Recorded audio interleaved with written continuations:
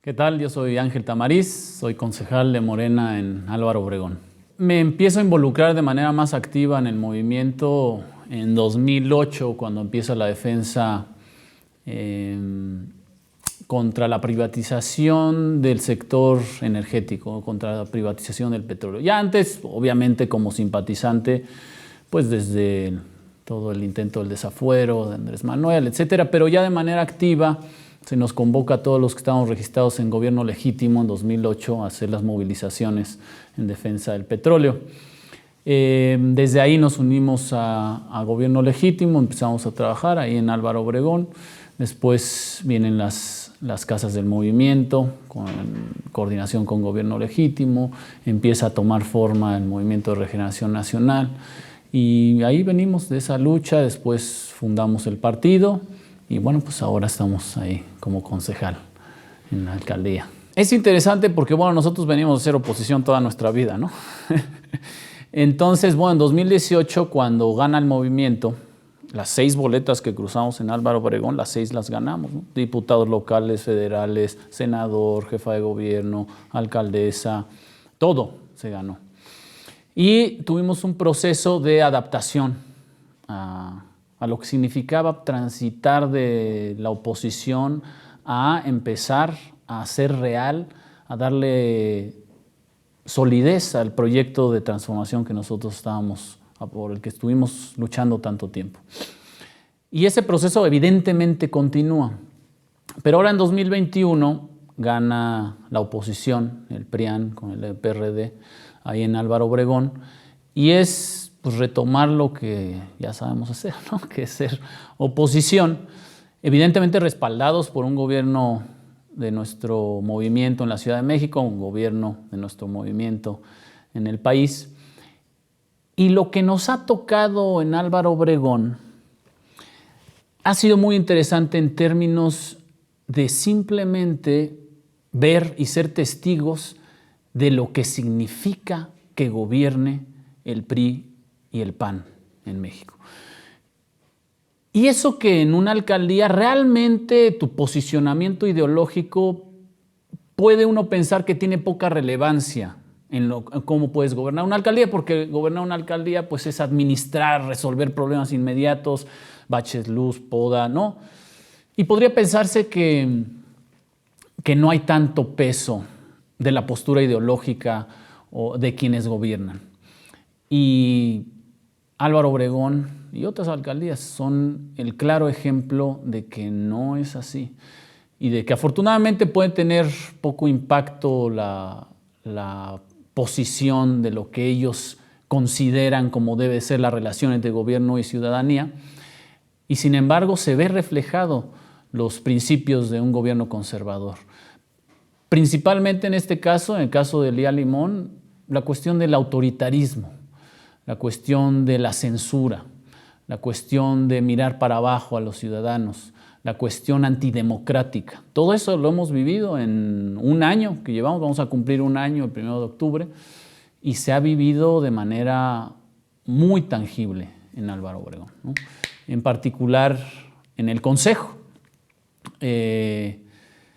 En el Consejo, como a partir de la Constitución del 2017, donde se crea la Constitución de la Ciudad de México, se crea la figura de concejales, el Consejo. Entonces, la alcaldía está conformada por alcalde o alcaldesa y 10 concejales de todos los partidos. En nuestro caso, en Álvaro Obregón, somos 3 concejales de Morena. Pareciera que la alcaldesa no cree o no quiere creer o no se da cuenta de que nosotros representamos a una gran cantidad de la población. Solo Morena, sin las alianzas, obtuvimos más de 100,000 votos en Álvaro Obregón. Álvaro Obregón es la tercera alcaldía más poblada. 100,000 votos obtuvimos. El Consejo tiene el objetivo de que se vea representado quienes votaron en las elecciones y de esa manera que sus voces puedan ser escuchadas, que sus posicionamientos puedan ser escuchados, que sus planteamientos se les pueda dar seguimiento y que haya la posibilidad de que el Consejo y la dirección que toma un gobierno, una alcaldía, considere la voluntad de todos los que votaron. Y sin embargo, su lógica ha sido represiva. Represiva desde el sentido del uso de la voz en el Consejo.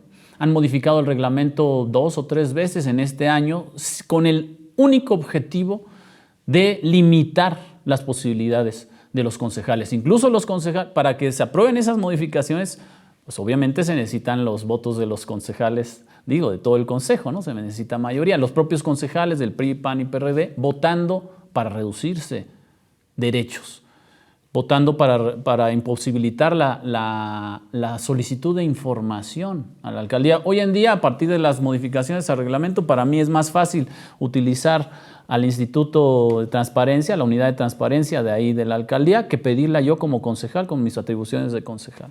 Reducción de tiempos de participación. Y no solo eso, sino que a nosotros como concejales, de Morena, se nos quitó a nuestro equipo de trabajo. Nosotros iniciamos hace un año con un equipo de 2 personas, todos los concejales con un equipo de 2 asesores, y solo a los de Morena los eliminaron de la nómina. ¿Qué tiene que ver un reflejo? Es un reflejo de que también falta un marco jurídico para los concejales que puedan saber con qué recursos pueden trabajar. Pero lo que está detrás de todo esto es lo que para el bloque conservador en la ciudad y en el país en general significa gobernar. Para ellos gobernar representa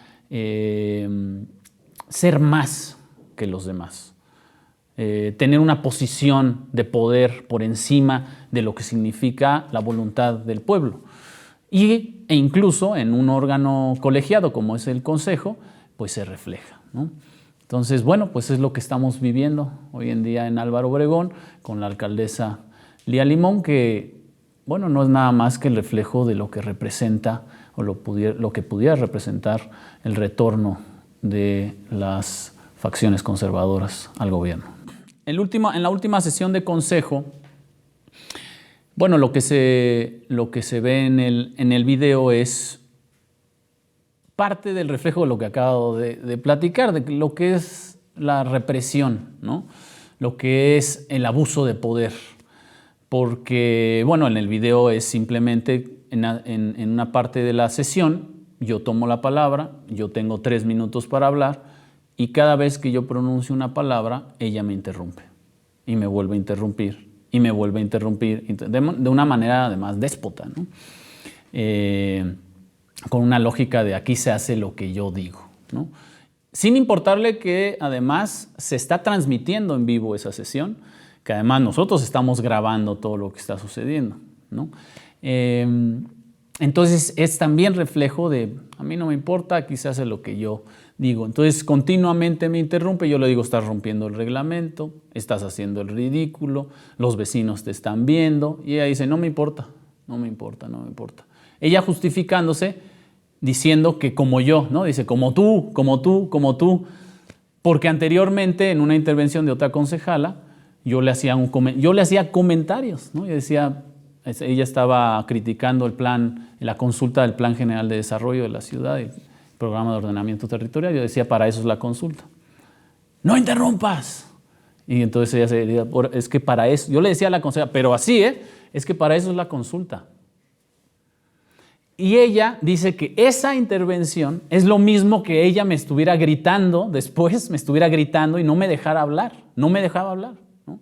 Y después, obviamente, ya en las redes ellos quisieron voltear, que yo soy un misógino, etc. Bueno, el clásico, la utilización de las redes y la manipulación, que es otra de las lógicas de la derecha, que es de cualquier sistema autoritario, del aprovechamiento de los medios de comunicación, las redes, para voltear el discurso. Afortunadamente no lo lograron, porque es evidente en el video la actitud de la alcaldesa desproporcionada por querer someter el diálogo a lo que ella quería, ¿no?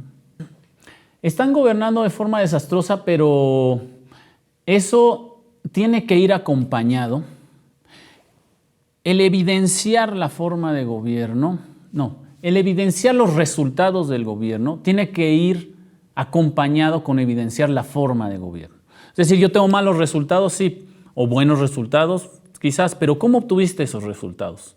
Reprimiendo, acusando, hostigando, amenazando, es decir, con corrupción. Por ejemplo, el presupuesto participativo 2020-2021 fue una robadera total de dinero por parte de la alcaldía, haciendo negocios con las empresas, llevándose tajadas, con unos casos escandalosos de cómo practicaron los programas, cómo los pusieron en práctica. Entonces, nosotros tenemos que hacer un trabajo político, no solamente administrativo, en el sentido de que no solamente es, mira qué mal construyeron, taparon este bache, ¿no? Es decir, miren cómo se quiso tapar este bache con todo lo que hay detrás de corrupción o de amenaza a los vecinos o de compra de voluntades, etc. Esto evidentemente requiere organización. Nosotros, decía en un principio, cuando nuestro movimiento gana en 2018 y empieza la etapa de la Cuarta Transformación, la concentración de las energías de todos los que formamos parte de este movimiento se dirigieron hacia gobernar o hacia legislar, porque teníamos la mayoría en los congresos y habíamos ganado gobiernos locales, federales, a todos los niveles. Y se abandonó un poco la organización popular, se abandonó un poco el papel del partido, que tenía que ver con seguir tejiendo y manteniendo el tejido organizativo de las bases, ¿no? De la base del partido, que mantiene la comunicación de lo que está sucediendo en el territorio. Se descuidó un poco esa parte. Entre muchas otras razones es por lo que sucede en 2021, en el que se ganan varias alcaldías por parte de la oposición. Muchas otras razones tienen que ver.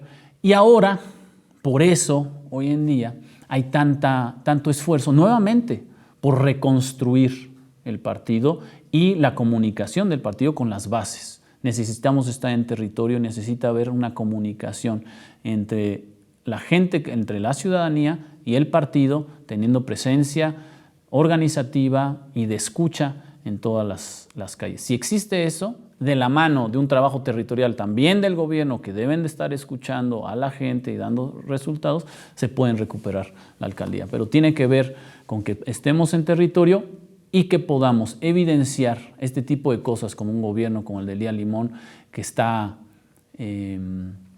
marcado por ser autoritario y represivo, que lo sepa la gente, que se sepa claramente cómo es que se está respaldando la forma de gobernar de Lía Limón. Yo creo que esas son claves para poder recuperar y avanzar en la Ciudad de México. Sí, es importante que la ciudadanía en Álvaro Obregón sepa que nosotros como concejales de Morena en Álvaro Obregón somos su voz. Los vamos a escuchar, los vamos a acompañar.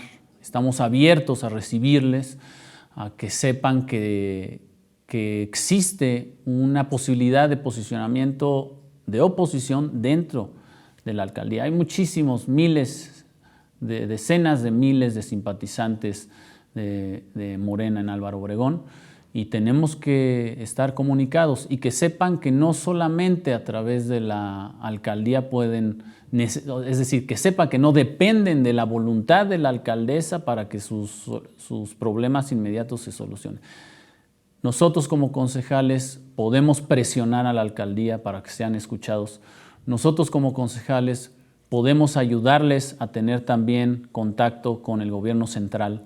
Nosotros como concejales podemos ayudar a que pueda haber organización popular en la alcaldía. Necesitamos estar en contacto. Entonces mantengámonos de esa manera para que podamos hacer un contrapeso. Miren, no es cualquier cosa que Lía Limón esté gobernando en Álvaro Obregón. Lía Limón encarna de manera muy clara lo que representa el bloque opositor, el bloque conservador, el PRIAN en este país.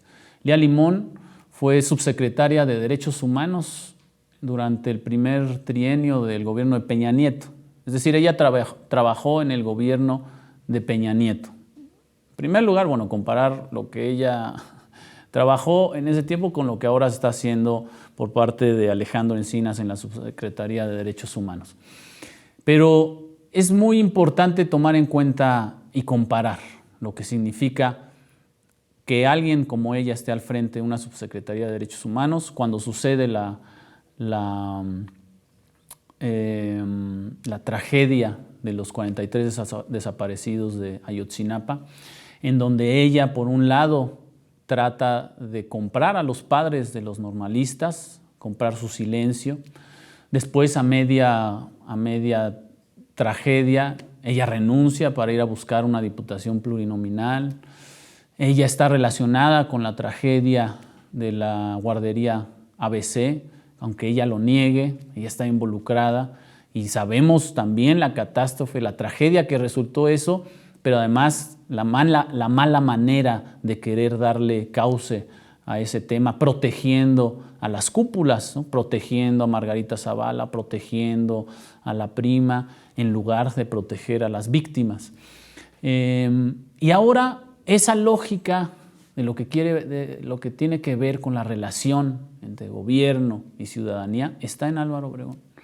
Y lo estamos viendo todo el tiempo, constantemente, porque el reflejo, lo que sucede en el Consejo es reflejo de su manera de gobernar hacia el resto de la población, dando prioridad a las colonias que votaron por ella, que son las colonias de altos ingresos, castigando a las colonias que son principalmente morenistas, castigando a vecinos que saben que coinciden con nuestro movimiento, castigando a nosotros como concejales de Morena, gritándole a los ciudadanos cuando le reclaman algo en la calle, protegiendo a los policías cuando hubo un caso de tortura en Álvaro Obregón a un vecino que fue secuestrado por los policías, golpeado, lo pasearon por varias horas y en lugar de proteger al vecino, protege a la policía. Todo eso, toda esa lógica de represión, de autoritarismo, de silencio por parte de las autoridades, de querer comprar toda esa corrupción, todo eso es el reflejo